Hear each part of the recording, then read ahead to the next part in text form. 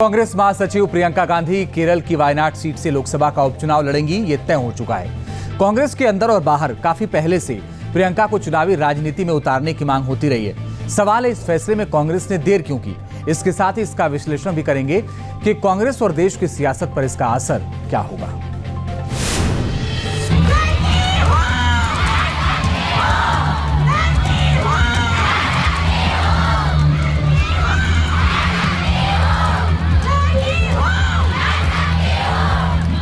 वायनाड से खाली सीट पे प्रियंका जी लड़ना चाहिए और इसीलिए हम पार्टी के ओर से और मेरे ओर से उनको धन्यवाद देता हूं।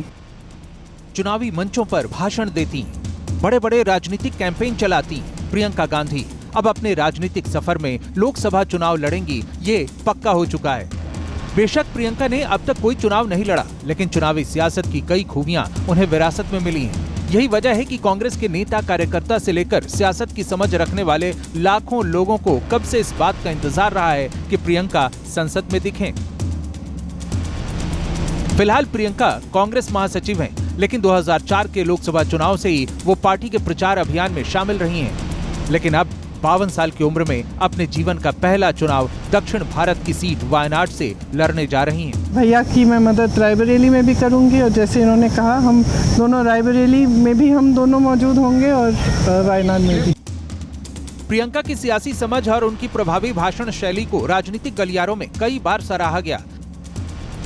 यहाँ तक कि पार्टी के अध्यक्ष रहे उनके भाई राहुल गांधी पर भी उन्हें तरजीह देने वाली समीक्षा की जाने लगी, क्योंकि प्रियंका लोगों को भावनात्मक तौर पर जोड़ने में कामयाब दिखी। इस लोकसभा चुनाव में भी जनता की भावनाओं को छूते हुए कई बार प्रियंका लोगों को अपने मुद्दे पर कन्विंस करती दिखी, जिसकी गूंज दूर तक गई। आजादी के बाद से जिस परिवार से देश के 3 पीएम हुए, उसमें चौथी पीढ़ी की प्रियंका में लोग उनकी दादी, लोकप्रिय प्रधानमंत्री रही इंदिरा गांधी की छवि देखते हैं। यही वजह है कि 2014 के बाद से ही प्रियंका को चुनावी राजनीति में लाने की मांग तेज होने लगी थी। लेकिन 2 दशक बाद अब प्रियंका के चुनावी राजनीति में उतरने पर उनके पति रॉबर्ट वाड्रा ने उनकी काबिलियत, मेहनत और लगन की प्रशंसा के लिए रायबरेली और अमेठी की शानदार जीत का आधार लिया, और इस जीत का श्रेय प्रियंका को देने का उनका इशारा दूर तक जाता है। प्रियंका ने बहुत मेहनत की दोनों क्षेत्र में, राहुल के लिए और किशोरीलाल के लिए। जरूर प्रियंका की मेहनत रंग लाई है और बहुत भारी बहुमत से राहुल को जिताए, किशोरीलाल को जीते हैं। वैसे नेहरू गांधी परिवार से अब तक संसदीय राजनीति में 9 सदस्यों ने सक्रिय भूमिका निभाई है। प्रियंका गांधी इस कड़ी में 10वां सदस्य होंगी।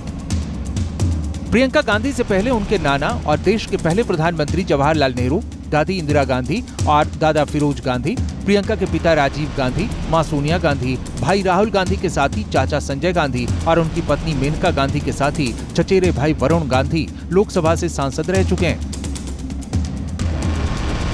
प्रियंका को लोग उसी नेहरू गांधी परिवार की विरासत के रूप में देखते हैं, लेकिन उनके चुनाव प्रचार अभियानों की बात करें तो कई बार उन्हें सफलता मिली तो कभी आलोचना भी हुई। यूपी के 2022 विधानसभा चुनाव के लिए पार्टी ने प्रियंका को पूरे प्रदेश की कमान सौंपी थी, लेकिन लड़की हूं लड़ सकती हूं जैसा लोकप्रिय कैंपेन करने के बावजूद चुनाव में 403 में से कांग्रेस सिर्फ 2 सीटें ही हासिल कर सकी। लेकिन चुनौती स्वीकारने वाली प्रियंका ने आगे देश के दूसरे हिस्सों में खुद को तपाया। हिमाचल और कर्नाटक में चुनाव की कमान संभाली तो जीत भी दिलाई। इसके अलावा एमपी, राजस्थान, तेलंगाना और छत्तीसगढ़ के चुनाव में भी सक्रिय रही। बताइए, समझाइए, सच्चाई दिखाइए, जनता को कहिए कि जनता जो जी रही है वही सच्चाई है, उस आधार पर वोट दे। प्रियंका को रायबरेली छोड़ वायनाड से चुनावी मैदान में उतारने पर भी सवाल उठाए जा रहे हैं, लेकिन इसके लिए परिवार का इतिहास देखना होगा।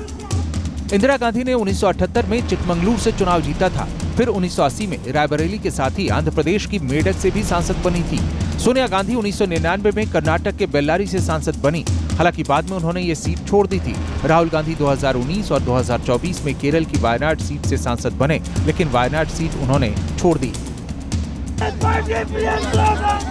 अब प्रियंका के जरिए इस विरासत को आगे बढ़ाने के पीछे कुछ और वजहें भी नजर आती हैं, जो विशुद्ध तौर पर सियासी हैं। मसलन कांग्रेस गांधी परिवार के सदस्यों के जरिए उत्तर और दक्षिण की राजनीति को एक साथ साधने की रणनीति पर काम करती दिख रही है। जहां राहुल गांधी रायबरेली सीट के सांसद के रूप में यूपी के साथ ही उत्तर की ज्यादातर सीटों पर प्रभावी भूमिका निभाएंगे, वहीं प्रियंका के जरिए पार्टी दक्षिण भारत में पैठ बढ़ाएगी। जबकि राजस्थान से राज्यसभा पहुंची सोनिया गांधी इन दोनों के साथ मिलकर पूरे देश में पार्टी को मजबूत करने का काम करेंगी। अगर प्रियंका वायनाड से जीत कर आती हैं, जिसकी संभावना ज्यादा जताई जा रही है, तो संसद में उनके प्रदर्शन पर सबकी खास नजरें होंगी। और अगर कांग्रेस की वो उम्मीदों पर वो खरी उतरी, तो देश की सियासत में बड़ी जिम्मेदारियों के लिए भी एक उम्मीद बनकर उभर सकती हैं।